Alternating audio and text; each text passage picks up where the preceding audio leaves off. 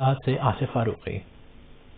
Tax गोशवारे जमा करने की तादाद में 40% कमी पाकिस्तानी मईशत के लिए एक बहुत बुरी खबर है, और वो इसलिए कि पिछले एक साल में मुख्तलिफ वजह से, कोरोना की वजह से भी और अदरवाइज भी इंडस्ट्री बंद रही है, कारोबार बंद रहे हैं। उसकी वजह से ताजिर बरादरी वैसे ही माली मुश्किलात का शिकार है, और जो कौमी आमदन है वो भी कम हो रही थी। पाकिस्तान में टैक्स कलेक्ट करना हमेशा से एक बहुत बड़ा प्रॉब्लम रहा है।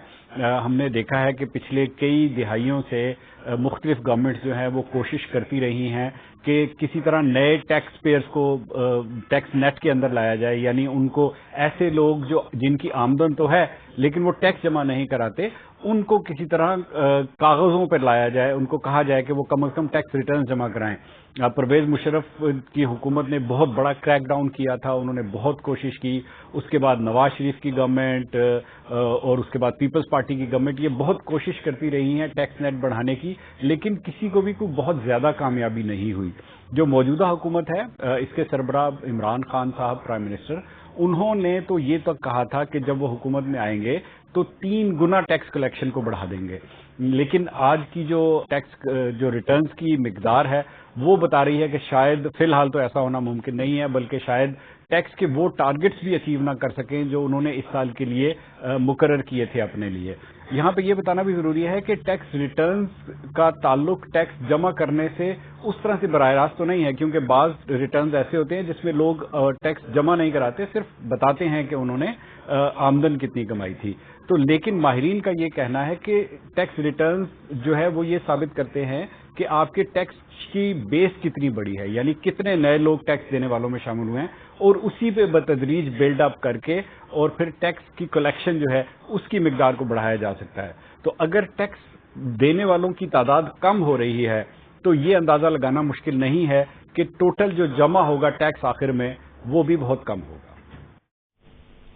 पाकिस्तान में हर हुकूमत टैक्स का दायरा बढ़ाने का दावा करती है, लेकिन इक़्तिदार में आकर इसे पूरा नहीं कर पाती। तो आखिर पाकिस्तान में टैक्स का हुसूल इतना मुश्किल क्यों बन गया है? इसी पर मजीद गुफ्तगू के लिए कराची से सरबीन में बराह रास्त शामिल हो रही हैं रोजनामा डॉन से मुंसलिक सहाफ़ी और माशी उमूर की तज्ज़ियाकार अफशां सुबूही। अफशां, ये बताइए कि जो भी हुकूमत आती है वो दावे तो यही करती है कि टैक्स ज़्यादा जमा करेगी, तो क्या उनके दावे गैर हकीकी होते हैं? मैं 2-3 चीजें पॉइंट आउट करना चाहूंगी। एक तो जो लास्ट ईयर के नंबर्स हैं वो ये ख्याल कीजिएगा कि पिछले साल हुकूमत ने फरवरी तक 28 फरवरी तक टैक्स जमा कराने की तारीख को एक्सटेंड किया था। इस साल भी लोग ये एक्सपेक्ट कर रहे थे कि ये एक्सटेंशन होगी।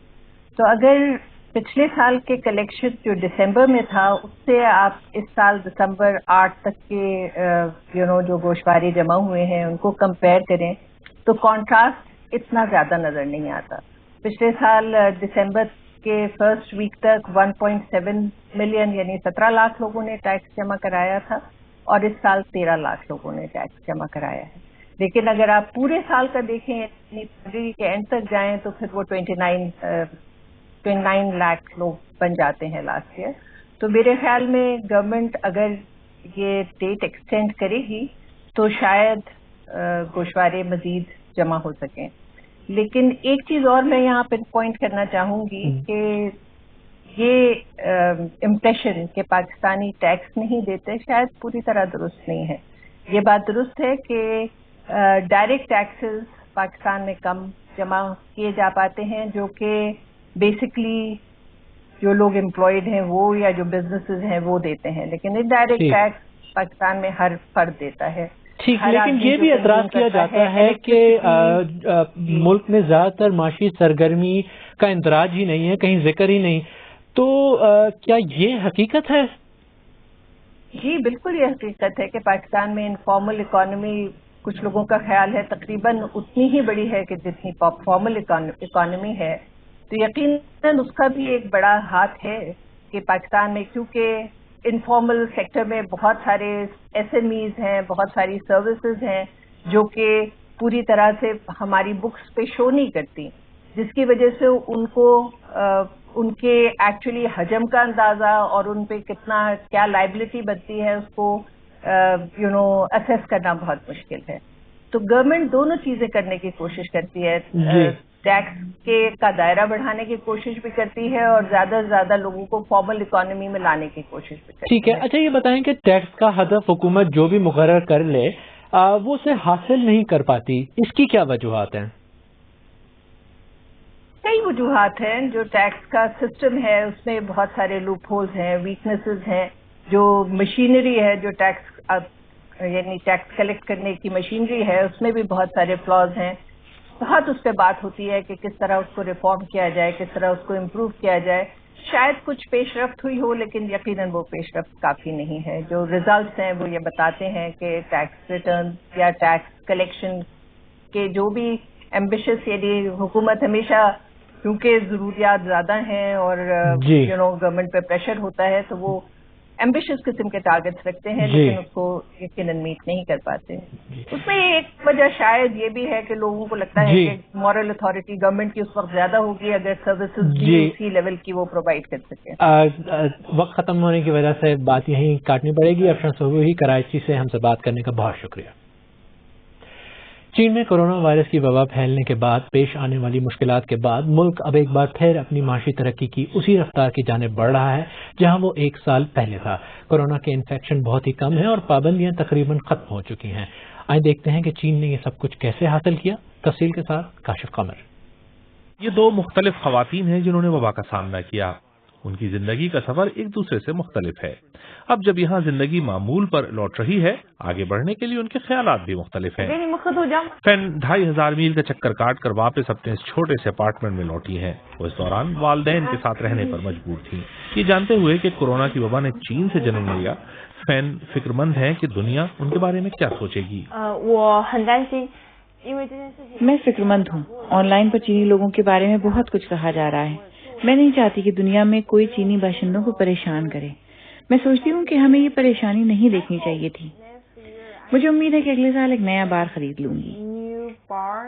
लेकिन सबसे पहले उन्हें जिस चीज की फिक्र है वो है धमकाए जाने और हिरासा किए जाने का खौफ। फरवरी के आगाज में 2 करोड़ 40 लाख की आबादी वाला शंघाई एक वीरान शहर का मंजर पेश कर रहा था, लेकिन अब नहीं।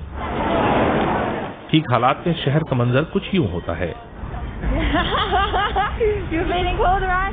बारिशों के बावजूद फैन आजकल खुश हैं। उनके कुछ दोस्त वापस शंघाई नहीं लौटे, बल्कि उन्होंने अपने घरों के नजदीक ही सरकारी नौकरियों को तरजीह दी है। लेकिन वो एक नए बार और रेस्टोरेंट में नई जॉब पर जा रही हैं। यहाँ चीन में माशी बहाली का अमल काफी तेज रहा है। चीन ने कर्जे लेकर लोगों को तामीरात पर लगाए रखा। कुछ लोगों का ख्याल है कि इस दौरान चीन में जितना माल तैयार हुआ उसकी फरोख्त उतनी नहीं थी। हमें मालूम है कि बाहर से आए हुए मजदूरों में बेरोजगारी बढ़ी है। हमें ये भी मालूम है कि जब हम बाज़ अशिया की फरोख्त मिसाल के तौर पर महंगी कारों को देखते हैं तो पता चलता है कि उनकी मांग बढ़ी है और बहुत तेजी से बढ़ी है। तो उससे ये बात समझ आती है कि रोजगार और वसाइल की कमी तमाम तबकों को यकसान तौर पर मुतासर नहीं कर रही। सबकी माशी मुश्किलात यकसा हैं या नहीं, लेकिन जो का कारोबार खूब चल रहा है। उन्होंने मुझे बताया कि वो मुहिब्बे वतन हैं, लेकिन अब वो भी अपने आप से कुछ सवालात कर रही हैं। यकीनन चीन को इस बारे में नदामत होनी चाहिए। चीन ने अपनी गलतियों का मदावा करने की गर्ज से वबा से मुतासिर कई दूसरे ममालिक की मदद की पूरी कोशिश की है। नदामत का एहसास, गलती का इतराफ, हुक्मरान जमात से ताल्लुक रखने वाले शख्स से ऐसे अल्फाज का सुनना बहुत गैर मामूली है। जब कोरोना फैला तो जो कोरोना का फैलाव रोकने की कोशिशों में सफ़े अव्वल में थी, लेकिन वो समझती हैं कि चीनी हुक्मरानों के लिए माफी मांगना शायद मुमकिन नहीं है। एक आम चीनी शहरी के तौर पर हमें वायरस के फैलाव पर अफसोस है, लेकिन शायद हमारे मुल्क के रहनुमाओं के लिए किसी भी वजह से अफसोस का इजहार या सॉरी कहना मुमकिन नहीं। सॉरी न कहने की क्या वजूहात है वो उन्होंने नहीं बताई। सरवीन में आगे चलकर देखिएगा, यमन दुनिया का सबसे बड़ा इंसानी अलमिया बनता जा रहा है। देखिएगा वहां रहने वाले बच्चे अपनी दुनिया को कैसे देखते हैं।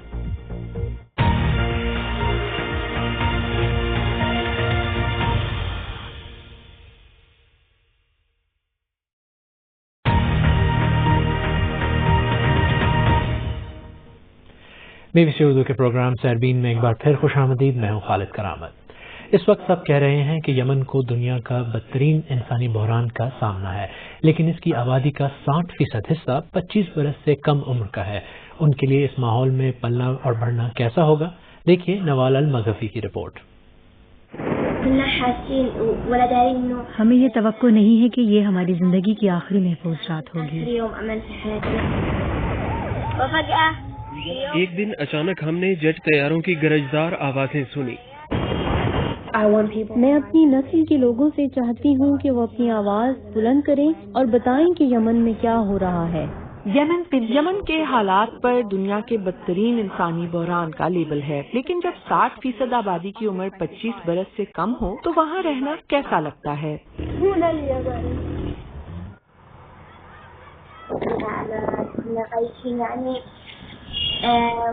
हम आजादी से इन गलियों में खेला करते थे। हमें हवाई हमले या मिसाइल का कभी खौफ नहीं होता था। हम अपने ऊपर सऊदी तैयारों की आवाज सुन सकते हैं। मैं नवाल मकफी हूँ और मैं BBC के लिए अपने आबाई वतन यमन की गुज़िश्ता 10 बरसों से रिपोर्टिंग कर रही हूँ। यमन में कई दिहाइयों से खाना जंगी जारी है, लेकिन सन 2014 में बैनुल अक़वामी तस्लीम शुदा हुकूमत और हूसी बागियों के दरमियान जंग ने एक नई शिद्दत इख्तियार कर ली। हूसी बागियों ने दारुल हुकूमत सना का कंट्रोल संभाल लिया। इस पर यमन के सदर ने सऊदी अरब से मदद मांगी, जिसने दीगर मुल्कों के साथ मिलकर हूसियों से कंट्रोल वापस लेने की कोशिश की।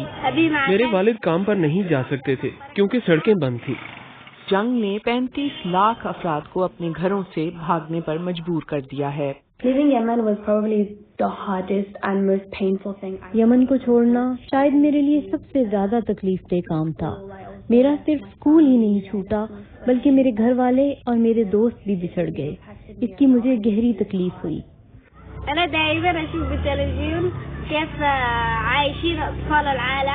मैं टेलीविजन पर देखता हूँ कि दुनिया में बच्चे किस तरह रहते हैं। उन्हें खौफ नहीं होता है, वहाँ गोलाबारी की आवाजें नहीं आती हैं। जब मैं ये देखता हूँ तो मैं अपने मुल्क और यहाँ रहने वाले बच्चों के लिए दुखी हो जाता हूँ। और फिर फजाई हमले भी। हर 3 में से 2 यमनी खुराक खरीद नहीं सकते हैं, और कोरोना वायरस ने हालात और भी खराब कर दिए हैं। अब बिजली, ईंधन, गैस कुछ भी नहीं मिल रहा है।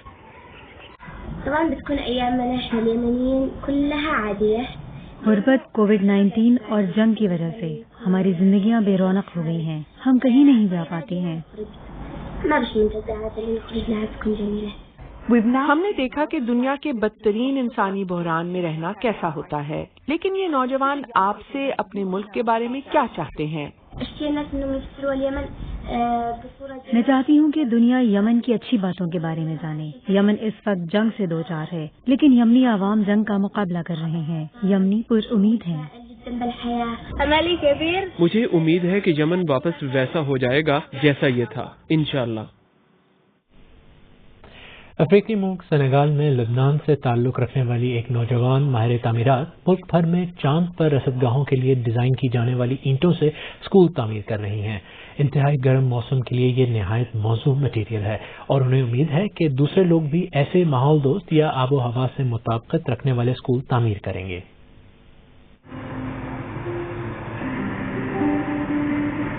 इस सड़क के आखिर पर एक निहायत शानदार स्कूल है, लेकिन उसकी इमारत अभी अधूरी है।